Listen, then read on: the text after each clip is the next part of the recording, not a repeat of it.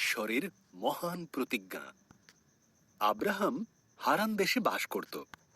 ঈশ্বর বললেন, আব্রাহাম, আমি চাই তুমি হারান ছেড়ে অন্য কোথাও যাও। কিন্তু ঈশ্বর আব্রাহামকে কোথায় যেতে হবে তা বলেননি।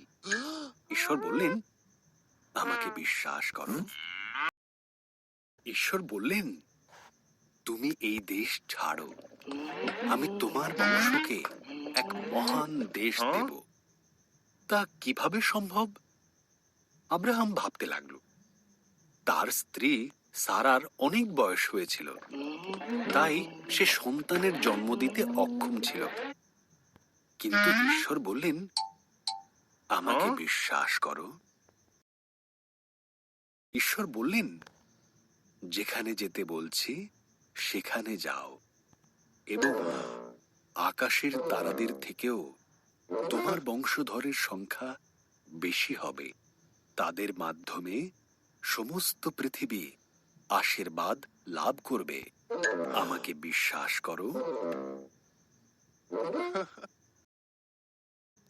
আর তাই আব্রাহাম ঈশ্বরের প্রতি বিশ্বাস রাখল।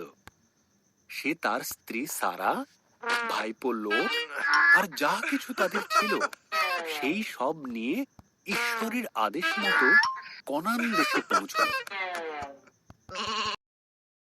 সেখানে পৌঁছে আব্রাহাম সিকিম প্রদেশে বসবাস শুরু করল। এখানে ঈশ্বর তাকে দেখা দিলেন। তিনি বললেন, এই ভূমি আমি তোমাকে আর তোমার সন্তানদের দেব।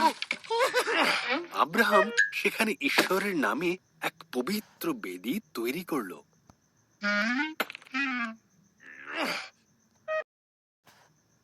আব্রাহাম ঈশ্বরের দেওয়া সেই প্রতিশ্রুত দেশটি ঘুরে দেখল।